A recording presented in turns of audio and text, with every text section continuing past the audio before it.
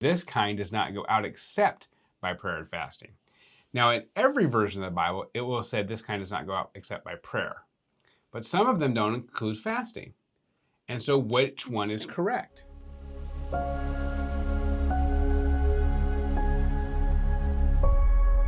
Welcome back to Fasting Food Faith. I'm Brianne Sims, RN.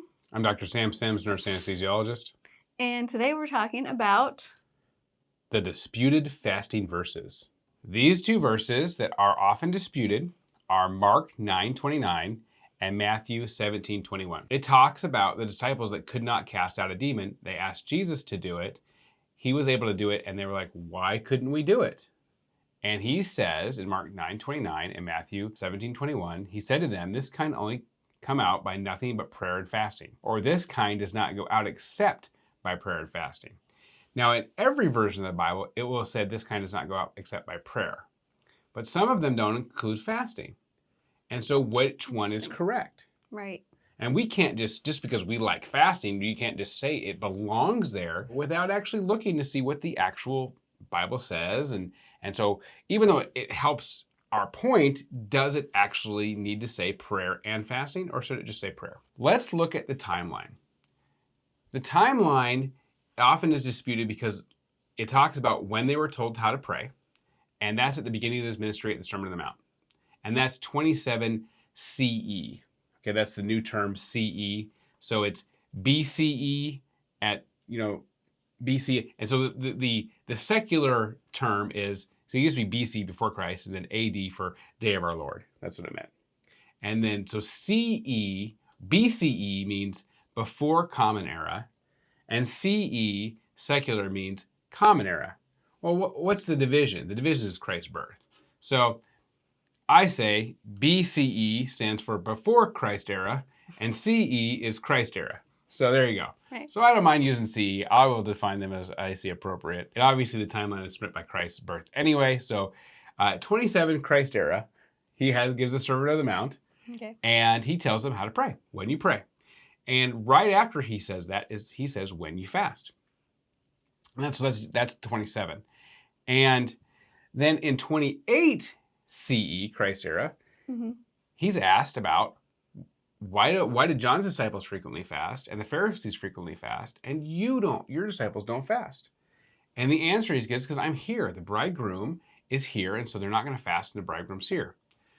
And some people use that to say, well, that was, they were told not to fast when Jesus was here, and then Jesus died, and then he was resurrected, and they got the Holy Spirit, and they don't have to fast anymore. That's not what it says, because in Acts 13, all the apostles are fasting.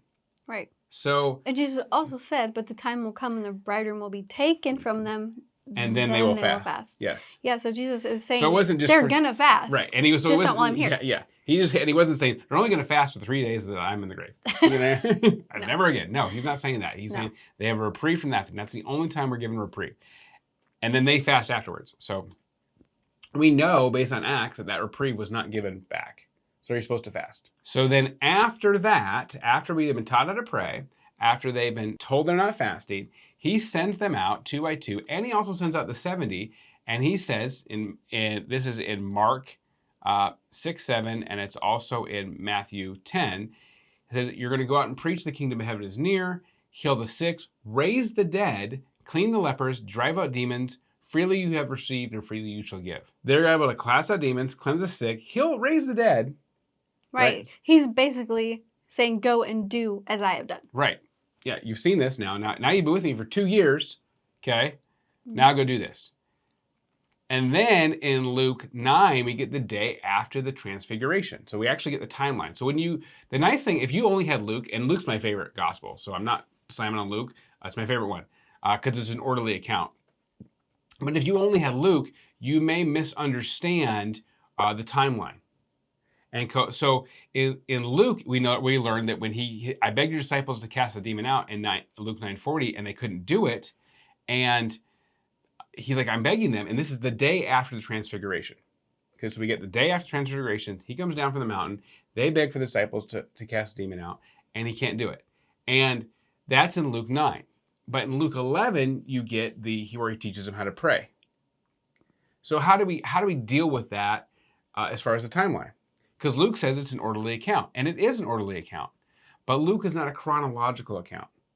And that's what people misunderstand. Luke 1:3. It seems good to me also, having followed all things closely for some time past, to write an orderly account for you, most excellent Theophilus. So if I'm saying it's orderly, but I'm saying that it's not chronologically, I also need to back that statement up too. Mm-hmm. So Luke chapter 1, is about John the Baptist and his life before baptizing Christ. And Luke 2 is about Jesus' life before he's baptized. And then Luke 3 talks about John until he's arrested, and then it goes back and talks about how how he baptized Jesus Christ before he was arrested. So it's an orderly account, but it goes back and forth and explains things. And then after that, it goes back and explains the genealogy of Christ, all the way to Adam. Mm-hmm. In fact, when we look at Luke 11, we go the Lord's Prayer, 27 Christ era, CE, ask, seek, and knock, 27.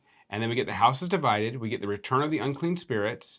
And then we get, now we're into 28. So it goes 27, 27, 28, 28. The sign of from Jonah. Then it goes back to the lamp of the body, which is in 27. So we got 27, 27, 28, 28, 27. And then it jumps forward to 30, the woes and Pharisees and experts in the law. So he's grouping important things together to make points and thoughts, yes, like cohesive. So it is orderly, mm-hmm. and that's why I really like it, because of the details. But it's not chronological, and we can see that actually in the text. It's not chronological in the very beginning. It's not chronological in Luke 11. So the reason why they're taught to pray is after this whole situation. We know that now because it's an orderly account, and they were taught to pray in 27 CE, and we know that because of Mark and Matthew. So that's what we're trying to follow here. We're trying to figure out what the timeline is, and we get that because we get that from Mark, Matthew, and Luke. We put them all together. The nice thing about Luke is now we know the exact day this happened. So the timeline is this. In 27 CE, they're taught how to pray. In 28 CE, the disciples are not fasting. Right. That okay. Gets talked about. Right. Okay. 29, they're sent out 2 by 2 to preach. The kingdom of heaven is near. Heal the sick, raise the dead, cleanse the lepers, and drive out demons. Okay. Because they've done all that. Right. Right? And then after that, then there's the day of transfiguration. And after that, he comes down the next day and they can't cast out a demon. And they're like, the disciples can't. Disciples can't cast out a demon. I begged the disciples to drive it out, but they were unable. And so they go and see, afterwards it's all done, they go and talk to Jesus and they say, hey, we've been doing... So they bring the man to Jesus with his son, and Jesus casts out the demon. Yes. And so then later they approach him and they're like, hey, privately, you said to go do all these things. Why couldn't we do that? Right. And so he explains to them, Mark 9:28, after Jesus had gone into the house, his disciples asked him privately, why couldn't we drive it out? Because they've driven it out. They've raised the dead. Right. They've healed the sick. Right. And what's the one thing we know at this point the disciples aren't doing? Fasting. We know they're praying. Right. We know they're casting out the dead. Or casting out the dead. We're casting out the dead. They're bringing them alive. Right. Yeah, that's right. They're raising the dead. They're casting out demons. They're healing the sick. They're doing all. They're preaching the kingdom of heaven is near. And the one thing that we know that they are not doing is fasting. Right. And so, but here's the other thing. There's 12 disciples and Jesus. What's the one thing that Jesus has done that they haven't done? We do know that he had fasted. For 40 days. Yes, we know that he has fasted. Before he began his ministry. So the only person of those 13 people that had fasted in that timeline was Jesus. And he's our example. He's our example. And he actually had fasted 3 years ago. So you actually don't have to be in the fasted state to get the benefits of fasting. Like currently. Yes. Because even if God calls you to a fast, like 5 years prior to whatever the miracle is going to be, God is still working on that.